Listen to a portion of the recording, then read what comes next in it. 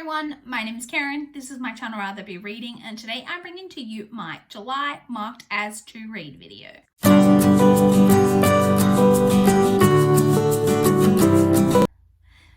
Just in case you happen to be new, my marked as to read video is a video that I do each month where I talk about all of the books that I was inspired to mark as to read on Goodreads throughout the month. So it's not a TBR, it's not a haul, it's just books that I've heard about, that I'm interested in, that I want to read eventually, who knows when. Sometimes I find copies of them soon afterwards and manage to get around to reading them. Sometimes I may not read them for 10 years. Who the heck knows? But these are all books that I've heard about. I'm going to talk about where I heard about them, what they are, what they're about. So let's jump straight in, because July was a very strong month for marking books as to read on Goodreads. I marked 15 separate books as to read, so let's talk about them. So the first one that I marked as to read was just one that I saw on Goodreads, but it wasn't like in a Goodreads blog post, which you guys know if you've seen these videos is where I get heaps of recommendations. It was just literally in my feed, and I don't even know, I should have written down, but I don't know if someone was reading it or if they marked it as to read or what, but it just came up in my feed and I was immediately intrigued because of the title. So the title is Idle Hands by Cassandra Windwalker.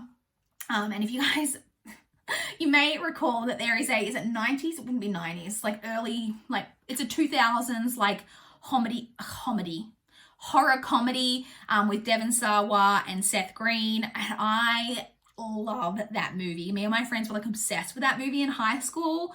And so as soon as I saw that title, I was intrigued, and actually does have a very intriguing synopsis. So it's a thriller.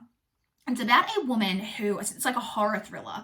It's about a woman who has an abusive husband, and they have 3 children together, and she ends up escaping her husband, taking her children and escaping.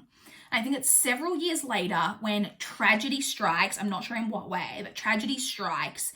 And she ends up making somehow, I believe, if I'm reading things correctly, that she makes some kind of deal with the devil to go back, because she then has to ask herself the question of, if she had never left the abusive relationship, would this tragedy have struck? And so she makes that deal to go back and relive things over as if she didn't leave. I'm just very, very intrigued by that storyline and that title, A+. So the next one I heard about was also from Goodreads, but that was from a Goodreads blog post of just like, it was just like July's like most anticipated reads. And it's called Notes on a Silencing by Lacey Crawford. And it's actually a nonfiction memoir. And I believe, so Lacey, she went to an elite school, some form of elite school. And there is a investigation happening of that school. I don't know if it's happening now or it was happening at the time. Of the school, and into a lot of sexual abuse cases coming out of the school. And it makes Lacey, she starts looking into that and like reflecting on the sexual abuse that she suffered while she was at the school.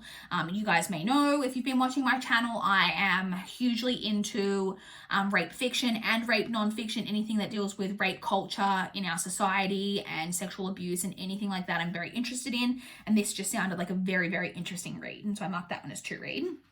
The next 2 books came from another Goodreads blog post. This was a blog post they did about Meet the Author, and they had like 4 or 5 different authors that they'd like done little mini interviews with and asked questions. And it wasn't actually books by those authors that I marked as to read. It was books that those authors talked about. So the first one is a book that Lucy Foley talked about that I think she was reading or had read recently, and it was called Necessary People by Anna Petoniak. And it's a thriller.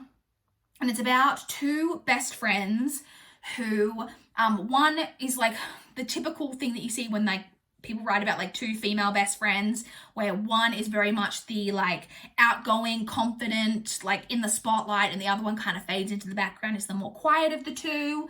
And I think now that they're adult, and the quiet one has managed to become very successful in like TV production, when the best friend, I think from like high school, comes back into her life and manages to get like a starring role.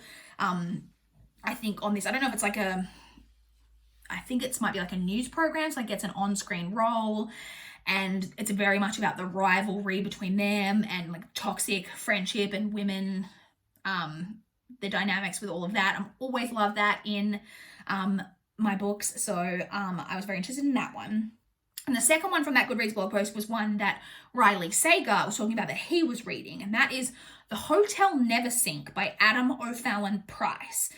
And this one is about a hotel that It's been like 30 years and finally the hotel is finished being built, but then a boy goes missing and then there's lots of disappearances connected to this particular hotel. I don't know too much about it apart from that, but I was very much intrigued by that, and so I marked that one as to read. The next two that I marked as to read are both ones that I saw on NetGalley.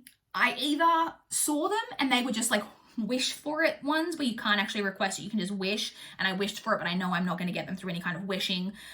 Or I actually requested them and then was declined, and so but I'm still interested in them. What is that bit of hair doing? And then I marked them as to read. So the first of those is these are both YA thrillers. The first one is The Good Girls by Claire Eliza Bartlett, and it's about like 4 girls in high school. I don't even know if they're friends, but they've each got like kind of the label. There's like the cheerleader, the troublemaker, whatever, when one of them is murdered, and I believe that the 3 other remaining girls are all suspects, and it's all about the labels that people give us, all of that. A lot of themes in there that I'm very interested in. Love me a good YA thriller. The second one is Nobody Knows But You by Annika Morose Rissi. And this one, like I said, is a YA thriller, and this one is again about friendship. You guys know I love friendship themes. It's one of my fave things in books. It's about a friend, like friends keep secrets for each other, and you know, no matter what. And then it says in the synopsis, and the murder at the end of the summer doesn't change that, or something along those lines. Color me intrigued. The next one is another one that I saw on Goodreads, but I actually saw this one because Olive from A Book Olive marked this as to read, and that is They Never Learn by Lane Fargo. This one is a thriller. And this one, if you just saw my couple of days ago when I posted my book haul, I almost said the synopsis of this book because I was getting the two confused. But this one is about a woman who is a professor, college professor of some kind, I believe, and she's doing really well for herself. She's really successful, but she also happens to murder men. But she specifically, I think she murders like one every year, like every like school year. She selects a man, but a terrible man in some way, like some man who is like awful in some way, and she feels that she's doing the like world a service by removing these men. And it's all starting to catch up with her, though. There's starting to be like some investigations going into all of these murders that have happened over the years on campus. And I think she somehow manages to insert herself or like become quite close friends with the female investigator. Very intrigued by all of that. I believe there's also a perspective though from like a female student at the school. Not sure how that all ties into it, but it all just sounded very, very intriguing to me and like a very like interesting synopsis. The next one, lo and behold, came from a Goodreads blog post. This was a Goodreads blog post they did about YA mysteries. As I've just mentioned, I love a good YA mystery and thriller. This one is called Those Who Pray by Jennifer Moffat. And this one is about a girl. So it says it's YA, but I think it might be set around college, or it might be more new adult. I'm not really sure. Or maybe I think it's college though. Yeah, no, because it said college. It is college. She joined some kind of college group. It just said group. I think it might be some kind of religious group. So she's feeling very, like she not connecting with people, doesn't have many friends, very much fading into the background. She then joins this group, really starts to find herself. She then goes on a trip to Italy, I think, to do on a mission. Which makes me think it's a religious.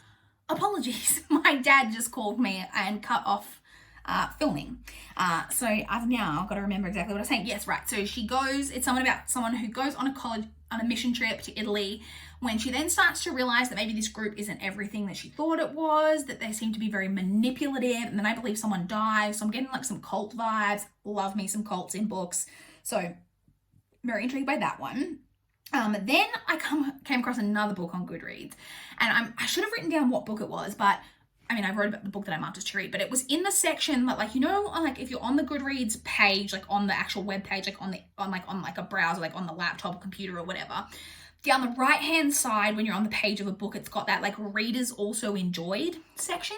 I can't remember what book I was looking at, but I zoned in on it immediately because this book looks right up my alley. It's called Bewitched by Paige Bewitched by Paige Mackenzie and Nancy Olin. Like, look at that cover and the title. It just looks right up my alley. So this is a YA about a girl who's, I think, new to town, and she's like a secret witch, but she then ends up joining a coven. She finds this coven of other girls. I think there's like 3 other girls. There's the 4 of them, feels very The Craft.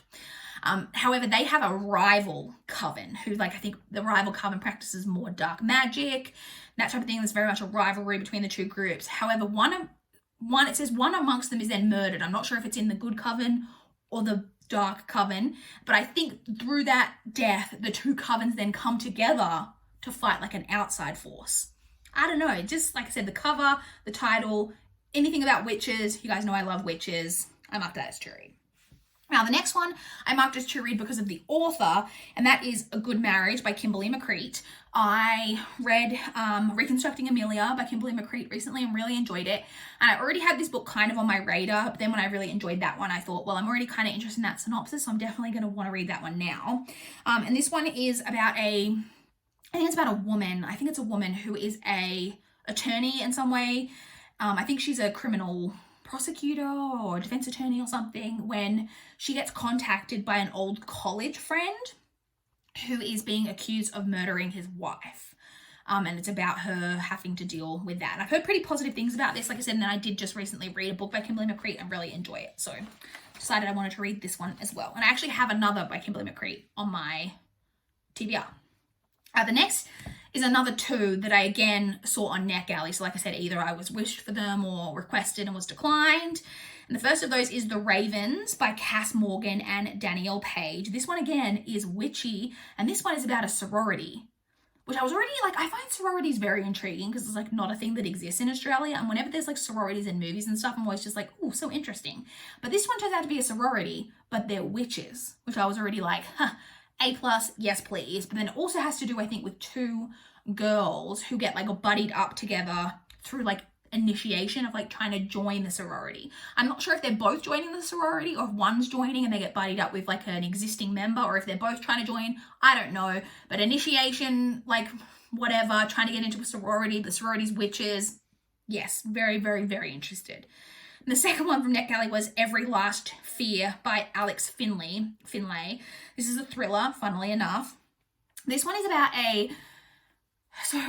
there was there was a true crime documentary that focused on a guy who was in prison, and they thought maybe that he'd been wrongly convicted, and it was focusing on him. And obviously through that, it focused quite a lot on his family. And it's then several years, I think, following this true crime documentary when all of the family, excluding the brother of White, so I think we're following the brother, and the rest of his family are all found dead. I think they said that it's suspected, so I think that might have been living in Mexico, and the Mexican police are saying that it was a gas leak, but the American authorities do not believe that. It's all about that. I must say, I was mainly interested in this. Like I said, as soon as I see something about true crime documentaries or podcasts or anything like that in thrillers, that is just something that makes me intrigued. And that was the case with this one. The next one I marked as to read based purely on hype. This one's been getting a lot of hype on BookTube recently, and that is The Vanishing Half by Britt Bennett. This is literary fiction that deals a lot with race. And I have actually read The Mothers by Britt Bennett. And I will say I didn't love that book. I think I gave it like a 3-star. It wasn't a terrible book. I think if I recall, I quite enjoyed the writing. I just wasn't super invested in the plot. But this plot actually sounds really, really interesting to me. So it's about, I think, two sisters. I think they might be twins. They're either twins or just sisters who, I'm not sure if both of them or at least one of them is white passing. And it follows the two sisters as their lives kind of diverge, as one of them ends up leading a life as white passing, kind of passing themselves off as white. And the other ends up marrying, I think, a like very dark-skinned man. And I think we look at both of those two sisters' lives, and I think we also might focus on their children, or they both have a daughter, and then we're looking at those daughters as well. That all sounds very, very intriguing. And like I said, it's been getting a lot of buzz, and so I was very interested in that one. And then the final two books that I marked as to read this month are both ones that I heard about on Amy Sterling's channel. I think it might have been separate videos, but I just happened to see them quite close together and marked them as to read. And the first one is one I've actually heard about like previously, and that is Small Spaces by Catherine Arden. So Catherine Arden is the author of The Bear and the Nightingale, and this is her middle grade series, because I think this is the first in at least a duology. I'm not sure how many books are in the series. But from what I understand, it's supposed to be like quite creepy middle grade, which sounds really great. I believe it's about a girl who is really like loves books and reading, and then she goes like to a river or something and sees a woman about to throw a book into the river, and so she steals the book. And I think she's then reading the book and becomes really invested and ends up going somewhere and then discovering graves, and the names on the graves match the names of the characters in this book that she's reading, and then she starts to think that maybe everything that's happening in this book is true, etc. Sounded very interesting. I should need to read more middle grade for sure, and creepy middle grade sounds like a great place to start. And the second one that I saw about on Amy Sterling's channel was Only When It's Us by Chloe Leese. And this one I was intrigued. So this is a new adult romance. It's a new adult sports romance, which might sound pretty run-of-the-mill. But the thing that intrigued me about it is that I believe that typically when you hear sports romance, it's the guy who's the sports person. And this one is actually following the female character is the sports person. And I was already intrigued by that because you don't see that a lot from what I've seen anyway. But then on top of that, she's not just into sports, but she plays soccer. And if you guys don't know, soccer is my jam. I have been involved in soccer my entire life. I haven't always played, but my family is obsessed with soccer. My brother's been playing since he was in under fives or something like that, or under sixes, something like that. And my dad played my whole life. And so we used to spend weekends at soccer, my whole life growing up. I played in my teenage years, and then quite recently I've played for a few years while I had this channel, and my family's just obsessed with it. We still follow the EPL and Arsenal really closely. Just love soccer, and so I don't know how much it's going to have to do with soccer, but I was just about a female soccer person playing in college. I was intrigued, and I thought it doesn't seem a little bit like a slight twist on your typical new adult romance from what I've seen. I think it might be hate to love as well, which I do enjoy a good hate to love romance. So that's it. Those are all of the books that I marked as to read in the month of July. I would love to chat with you guys in the comments down below if you've read any of these books, or if you've been interested in them, or if you have any more recommendations of books that you think that I would like to mark as to read. I would love to hear it.